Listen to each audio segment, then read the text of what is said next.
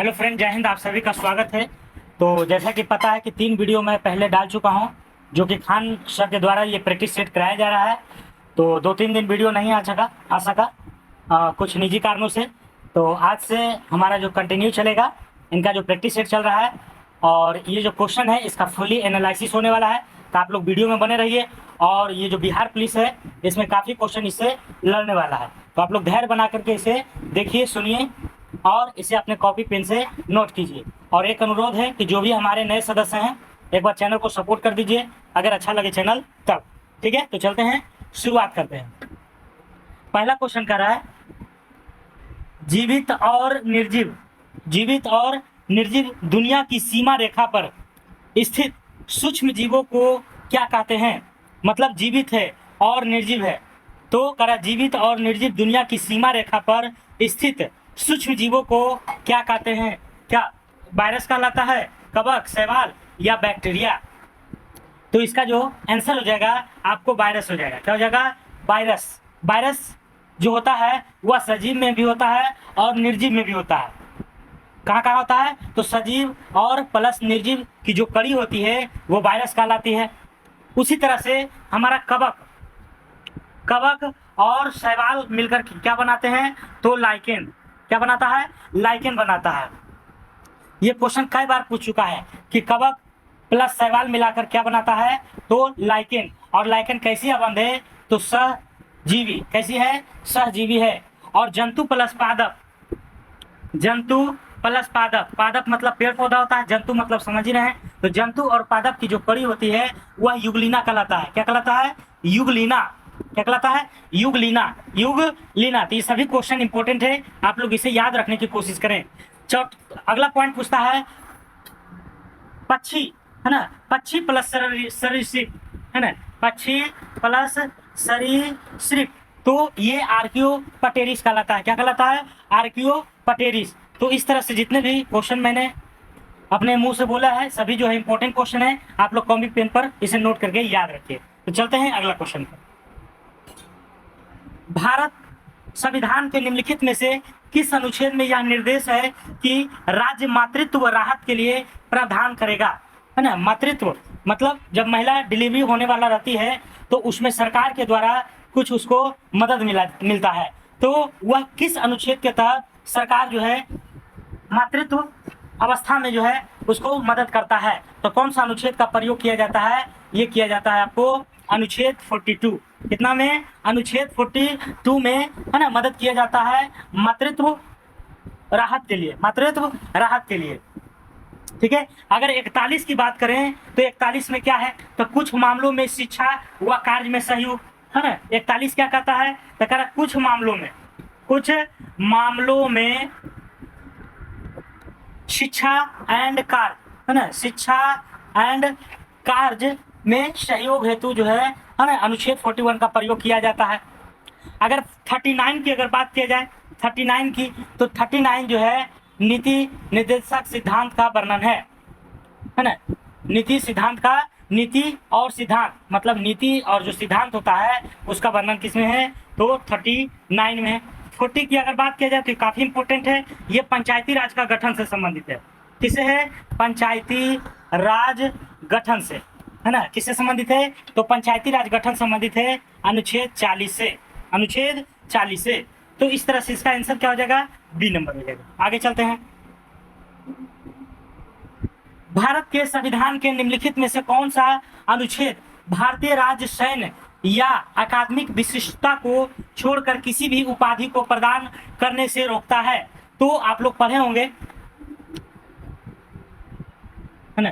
तो इसमें थोड़ा सा ऑप्शन में मिस्टेक हो गया है। इसका जो ऑप्शन है ये नहीं होगा, ठीक है। इसका ऑप्शन है अनुच्छेद 20, अनुच्छेद 18 क्लोज 1 और अनुच्छेद 10 और एक जोड़ लीजिए अनुच्छेद 15। ठीक है। तो इसमें से इसको जो है टिक करना है। तो क्या करा है कि भारत के संविधान के निम्नलिखित में से कौन सा अनुच्छेद भारतीय राज्य सैन्य या अकादमिक विशिष्टता को छोड़कर किसी भी उपाधि को प्रदान करने से रोकता है? तो आप लोग पढ़े होंगे कि उपाधियों का अंत जो है 18 में किया गया है। किस में किया गया है? 18 क्लोज 1 में उपाधियों का अंत है, इसलिए आंसर इसका क्या हो जाएगा, बी नंबर हो जाएगा। क्या हो जाएगा, बी नंबर हो जाएगा, उपाधियों का अंत, उपाधियों का अंत हो जाएगा।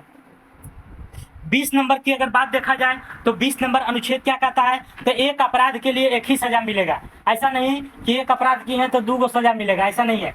एक अपराध के लिए एक ही सजा का प्रावधान किया गया है। ये अनुच्छेद कितना में है, तो 20 में है। 18 में बता ही दिए कि उपाधियों का अंत है, ठीक है। और अगर 15 की बात किया जाए तो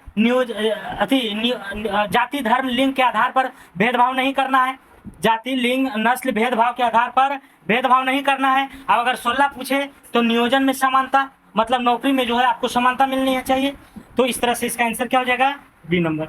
आगे चलते हैं 4 नंबर, कारण निम्नलिखित में से किस राज्य से पारंपरिक रूप से मत्स्य नाट्यशाला जुड़ी हुई है। तो करा कौन सा ऐसा राज्य है जिससे ये नाट्यशाला जुड़ी हुई है, तो ये कौन सी राज्य है, ये असम हो जाएगी। क्या हो जाएगी, असम। असम की अगर बात किया जाए तो असम में और भी सारा जो है क्या है, तो नाट्यशाला से जुड़ी है। जैसे बिहू है, तो बिहू जो है बहुत पूछता है, बिहू कहाँ का लोक नृत्य है, वो असम का है। विधुवा है ना, एक विधुवा होता है, तो विधुवा भी कहाँ का है, असम का है। कर्नाटक की अगर बात करें तो कर्नाटक का हो जाएगा उगाड़ी, यक्षगान, यक्षगान ज्यादा पूछता है।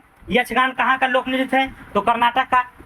कुर्गा, कुर्गा भी जो है कर्नाटक का है ना, कुर्गा कहाँ का है, तो कर्नाटक का है। मध्य प्रदेश की अगर बात किया जाए तो पंडवानी, पंडवानी है ना, क्या है, तो पंडवानी है, मध्य प्रदेश के पंडवानी। और केरल का तो प्रसिद्ध एक है ओनम, ओनम है ना, ओनम जो है किस राज्य के लोक नृत्य से संबंधित है, तो केरल से। किससे है, केरल से, ठीक है। आगे चलते हैं, कारण निम्नलिखित में से कौन सा राज्य पश्चिम बंगाल के साथ अपनी सीमा साझा नहीं करता है। करा ऐसा कौन सा राज्य है जो पश्चिम बंगाल के सीमा साझा नहीं करता है। तो सबसे पहले अगर देखा जाए तो पश्चिम बंगाल में आखिर पश्चिम बंगाल से कौन कौन सा देश, कौन कौन से राज्य साझा करते हैं, ये हम देखना चाहेंगे, ठीक है। तो पश्चिम हो गया, अब बाद से बंगाल हो गया, ठीक है। तो पश्चिम बंगाल से अगर पहला देश की बात किया जाए तो देश में कौन कौन हो जाएंगे, भूटान हो जाएगा, नेपाल हो जाएगा, बांग्लादेश हो जाएगा, है ना। ये सभी जो देश है ये किससे सब टच करता है, तो पश्चिम बंगाल से। तो ऐसे भी पूछता है क्वेश्चन कि पश्चिम बंगाल से कितने देशों से सीमा लगती है, तो कितने देशों से, 3 देशों से, भूटान, नेपाल और बांग्लादेश। भूटान, नेपाल और बांग्लादेश से। अब आ गई बात राज्य की, तो राज्य में कौन कौन सी है, तो राज्य में हो जाएगा आपको उड़ीसा हो जाएगा, उड़ीसा हो जाएगा, असम हो जाएगा, बिहार हो जाएगा, का झारखंड हो जाएगा, है ना, जब बिहार है तो झारखंड भी होगा, सिक्किम हो जाएगा, है ना। तो ये सभी राज्यों जो है किससे संबंधित है, तो पश्चिम बंगाल के सीमा से टच करती है। तो इसमें से छांट लीजिए कौन नहीं है, तो मेघालय नहीं है। कौन नहीं है, तो मेघालय, बाकी सिक्किम है, झारखंड है, असम है। अगर देश में पूछे तो भूटान, नेपाल और बांग्लादेश। अगला क्वेश्चन, प्रजनन के निम्नलिखित तरीकों में से कौन सा विशेष कोशिकाओं द्वारा किया जाता है जो बड़ी संख्या में कोशिकाओं को बनाने के लिए फैलता है। कौन, तो पुनर्जनन, खंडीकरण, क्लेयरिंग और विखंडन। तो इसमें से कौन हो जाएगा, विखंडन हो जाएगा। कौन हो जाएगा, विखंडन। क्या हो जाएगा जी, तो विखंडन हो जाएगा। अगला क्वेश्चन,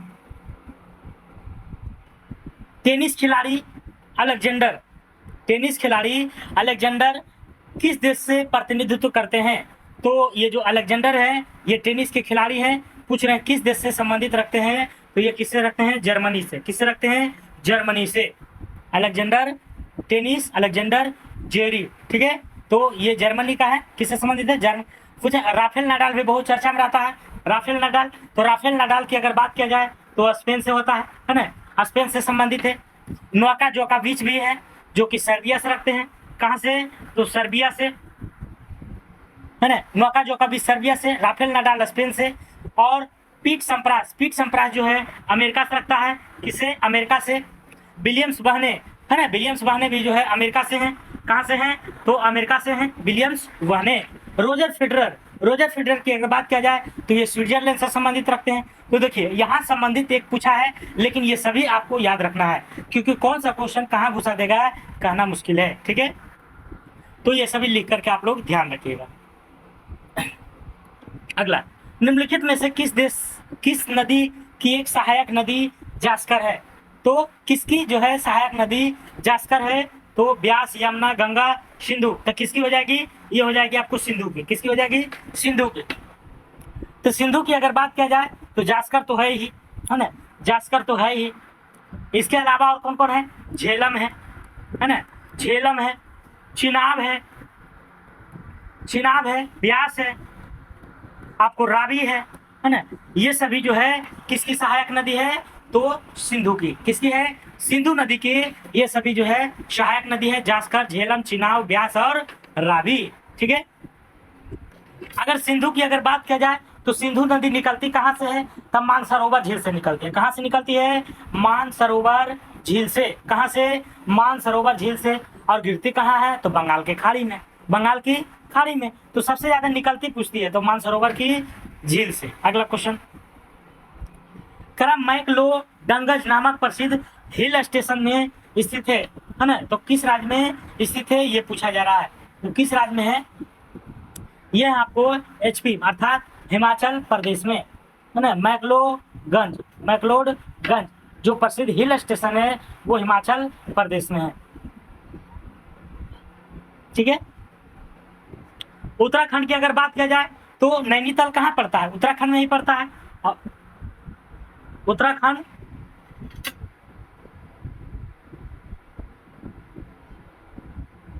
और पश्चिम बंगाल की अगर बात किया जाए तो पश्चिम बंगाल में जो है दार्जिलिंग है, और दार्जिलिंग हमारा चाय के लिए प्रसिद्ध है। दार्जिलिंग है, दार्जिलिंग किसके लिए प्रसिद्ध है? तो चाय के लिए है। और उत्तराखंड मैंने बताया कि नैनीताल से जो है संबंधित है उत्तराखंड। ठीक है, आगे चलते हैं।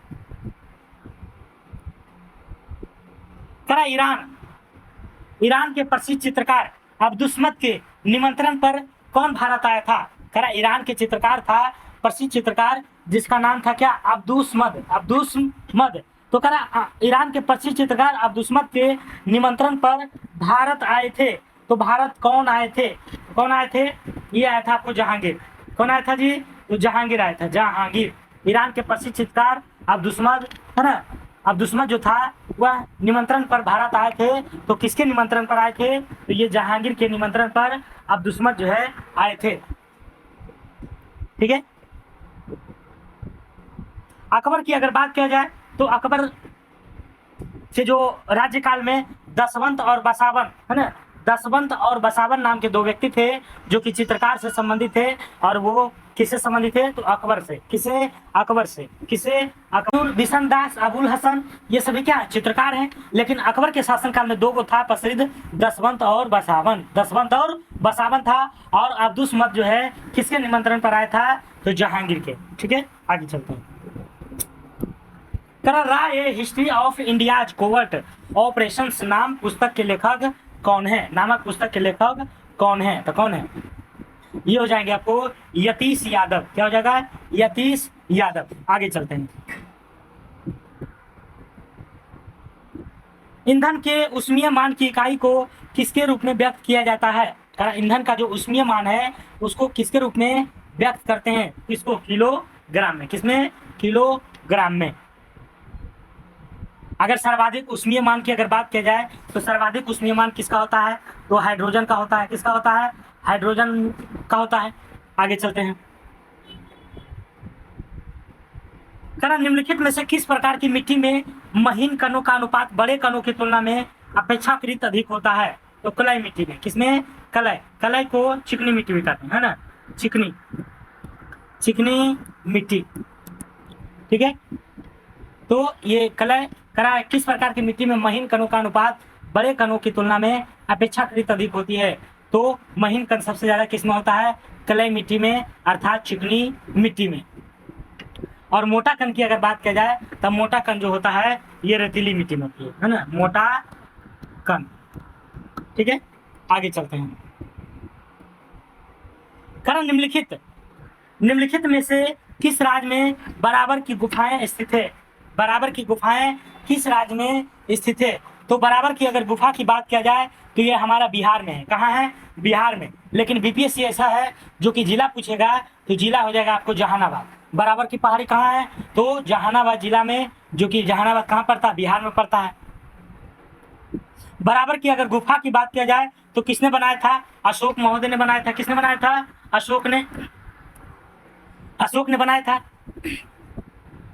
और वो किस लिए बनाए थे? तो भिक्षु को रहने के लिए, है ना। बराबर की जो गुफाएं हैं वह किस लिए बनाया गया था?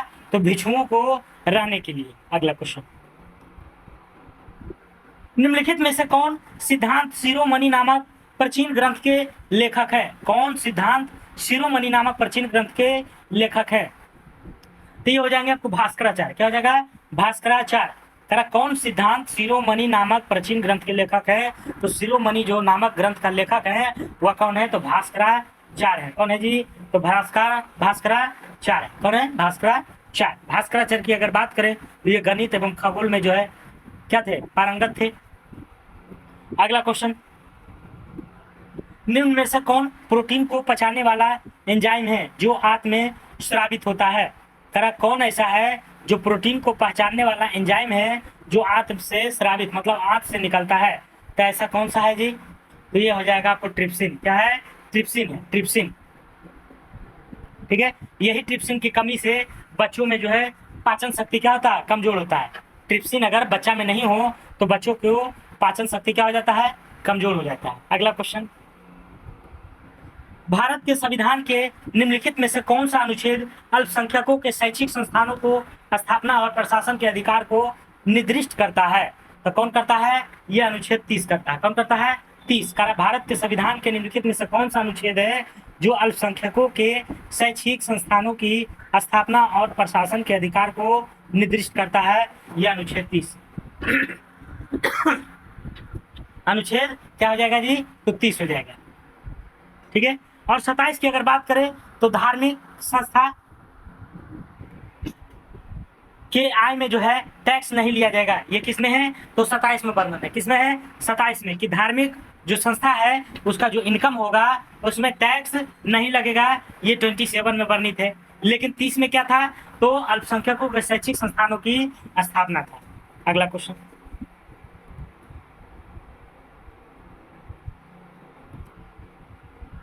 निम्नलिखित में से कौन सी उड़ीसा की सबसे बड़ी नदी है? तो उड़ीसा की सबसे बड़ी नदी की अगर बात किया जाए तो महानदी है। महानदी कहाँ पड़ता है? उड़ीसा में पड़ता है ना। महानदी उड़ीसा में पड़ती है और थोड़ा बहुत जो है छत्तीसगढ़ में भी आता है महानदी। भारत की अगर सबसे बड़ी नदी की बात किया जाए तो गंगा नदी है। अगर भारत की सबसे चौड़ी नदी की बात किया जाए तो ब्रह्मपुत्र नदी हो जाएगी। दक्षिण भारत की सबसे बड़ी नदी पूछे तो गोदावरी हो जाएगी। तो इस तरह से आप लोग को ध्यान से सुनते रहना है ऐसे, ठीक है। अगला क्वेश्चन, निम्नलिखित में से किस राजवंश के शासक गौतमीपुत्र शतकर्णी है? तो गौतमीपुत्र किसका था? सातवाहन के था। किसका था? सातवाहन वंश का था। अब सातवाहन वंश के अगर पूछा जाए तो इसका जो प्रतापी राजा था वो कौन था? तो गौतमीपुत्र शतकर्णी था। इसका जो है प्रतापी राजा कौन था? तो यही थे, है ना, गौतमीपुत्र शतकर्णी थे। अगर सातवाहन वंश के अगर अंतिम शासक देखा जाए तो अंतिम शासक कौन था? विजय था। कौन था? विजय था। सातवाहन वंश की राजधानी की अगर बात करें तो राजधानी जो है प्रतिष्ठान था। कहाँ था? प्रतिष्ठान था। और सातवाहन के संस्थापक जो थे वे सिमुक थे। क्या थे? सिमुक, ठीक है। आगे चलते हैं, निम्नलिखित में से कौन सा सबसे पहला पाठ है जिसमें संगीत के लिए रखे गए श्लोक है? करा कौन सा सबसे पहला पाठ है जिसमें संगीत के लिए रखे गए श्लोक हैं? तो सबसे पहला पाठ कौन सा है? ये आपको संगीत के लिए जो है वो है सामवेद। सामवेद किससे संबंधित है? तो सिर्फ संगीत से, है ना, संगीत से, अथर, ठीक है, सामवेद। तो अगर वेद को अगर देखा जाए तो वेद मुख्य रूप से 4 प्रकार के होते हैं। कितने प्रकार के? 4 प्रकार के। ऋग्वेद, यजुर्वेद, सामवेद, अथर्ववेद। ऋग्वेद में देखा जाए तो गायत्री मंत्र स्तुति प्रार्थना से संबंधित है ना। पूछता क्वेश्चन की गायत्री मंत्र किससे संबंधित है? तो ऋग्वेद से। यज्ञ, है ना, यजुर्वेद में क्या है? तो यज्ञ है। और गद और पद दोनों वाला वेद कौन कहलाता है? यजुर्वेद कहलाता है। सामवेद की बात किया जाए तो संगीत वाला वेद है। अथर्ववेद की बात किया जाए तो विवाह है, जादू टोना है, वशीकरण है, तंत्र मंत्र है ना, चिकित्सा है। ये सभी जो है अर्थ वेद से संबंधित है। अगला क्वेश्चन, करा पखिंदा नाम के लोकगीत पारंपरिक रूप से संबंधित है। करा पखिंदा नाम के लोकगीत पारंपरिक रूप से संबंधित है। तो ये जो है किससे संबंधित है? ये राजस्थान से। किससे है? राजस्थान से। पखिंदा नाम के लोकगीत पारंपरिक रूप से किससे संबंधित है? राजस्थान से। ठीक है। पखिंदा, पखिंदा अगर देखा जाए तो एक प्रकार का लोकगीत है। क्या है? लोकगीत है, जो कि किस राज्य से संबंधित है? राजस्थान में।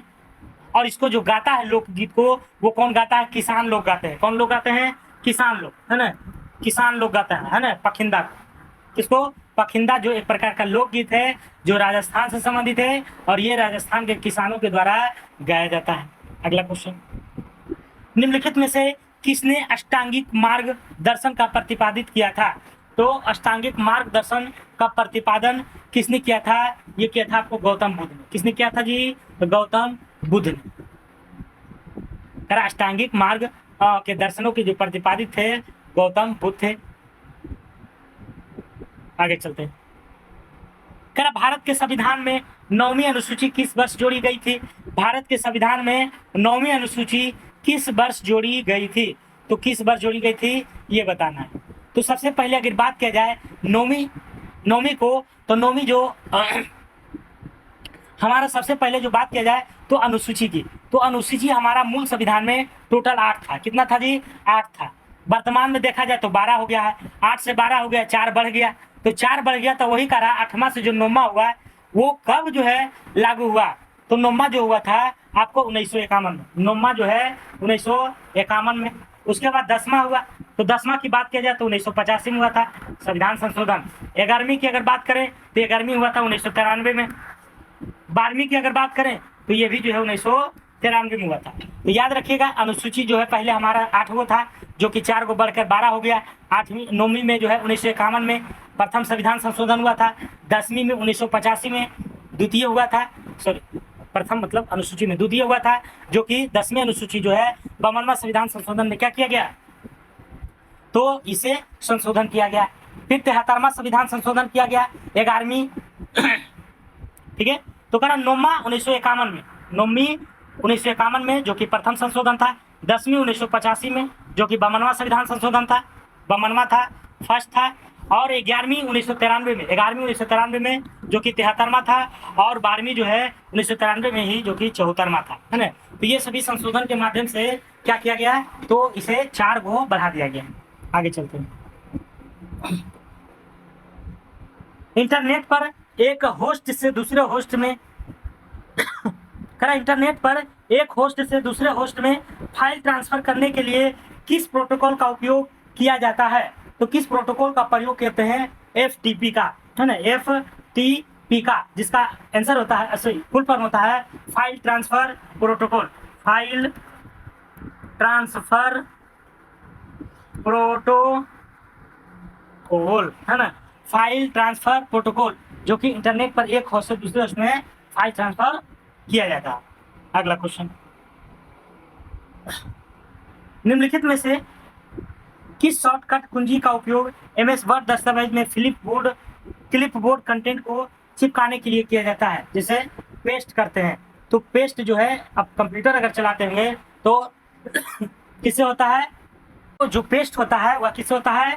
कंट्रोल V से। कंट्रोल X की बात किया जाए तो इसमें जो है कट होता है, इसमें पेस्ट होता है। कंट्रोल C से कॉपी होता है, और कंट्रोल Z से अगर आपको वो चीज डिलीट कर दी है तो उसे पूर्व की भांति ला सकते हैं। ठीक है, ये कंट्रोल Z का कार्य है। अगला क्वेश्चन, इंटरनेट पर प्रत्येक कंप्यूटर की पहचान करने के लिए किसका उपयोग किया जाता है? प्रत्येक कंप्यूटर की पहचान के लिए किसका प्रयोग किया जाता है? तो उसका IP का, इसका IP एड्रेस, है ना, IP एड्रेस जो होता है तो उसी से जो है इंटरनेट पर प्रत्येक कंप्यूटर की पहचान, है ना, किया जाता है। IP का मतलब होता है इंटरनेट प्रोटोकॉल, इंटरनेट प्रोटोकॉल। ठीक है। अगला क्वेश्चन, निम्नलिखित में से कौन एक ईमेल सेवा प्रदाता नहीं है? तो हॉटमेल होगा करता है, जीमेल होता है, याहू मेल होता है, लेकिन कूल मेल थोड़ी होता है, कूल मेल नहीं होता है। ठीक है। ईमेल की अगर बात किया जाए, ईमेल क्या है कि इलेक्ट्रॉनिक मेल है ना। ईमेल की अगर बात किया जाए तो इसका खोजकर्ता जो कौन है तो शिवा यदुरप्पा, शिवा यदुरप्पा। ईमेल सेवा की जो खोज किए थे शिवा यदुरप्पा एंड रे टॉमिल्सन, है ना, ठीक है। तो इसका ईमेल के खोजकर्ता थे। अगला क्वेश्चन, जनवरी 23 में किस राज्य सरकार ने गतिशीलता में सुधार और भीड़ भाड़ को कम करने हेतु एक साझा स्कूल बस प्रणाली, प्रमुख पर्यटन वाहन और कृषि प्रतिक्रिया वाहन योजना को शुरू किया था? तो किसने किया था? केरल ने। किसने किया था? केरल। अगला क्वेश्चन, अंतर्राष्ट्रीय बुकर पुरस्कार की स्थापना किस वर्ष किया गया है? तो बुकर पुरस्कार की स्थापना आपको 2005 में। कब किया गया था? 2005 में। अंतर्राष्ट्रीय बुकर पुरस्कार की स्थापना 2005 में किया गया था। और एक होता मान बुकर पुरस्कार, जिसकी स्थापना 1969 में हुआ था, है ना। अंतर्राष्ट्रीय बुकर पुरस्कार से पूछे तो 2005 में, हम मान बुकर लगा दे तो 1969 में, है ना। तो सबसे पहले अंतर्राष्ट्रीय बुकर पुरस्कार 2005 में साहित्य के क्षेत्र में जो है दिया जाता है। अगला क्वेश्चन, निम्न में से किस जिले को देश का पहला संविधान साक्षर जिला घोषित किया गया है ना, जनवरी 2023 में? तो साक्षर जिला कौन बन गया है? कोल्लम। कोल्लम की अगर बात किया जाए तो ये केरल में पड़ता है। कहाँ पड़ता है? केरल में। पहला पूर्ण साक्षर जो राज्य है हमारा केरल ही है, और पहला जो जिला है कोल्लम है, वो भी जो है केरल में ही है। और भारत का पहला गांव अगर पूछे तो माना है। अब माना कहाँ है? तो उत्तराखंड में। उत्तराखंड में, ठीक है। तो इस तरह से आज का जो 30 क्वेश्चन था, है ना, बिल्कुल समाप्त हो चुका है। तो उम्मीद करते हैं कि आप लोग को क्लास लगा होगा अच्छा, ठीक है। तो पूरी वीडियो देखने की कोशिश कीजिए। जब तक पूरी नहीं देखिएगा तब तक जो है आप सफलता की ओर नहीं जा सकते। तो आज के लिए इतना ही दोस्तों। जय हिंद, जय भारत, स्वस्थ रहिए, मस्त रहिए।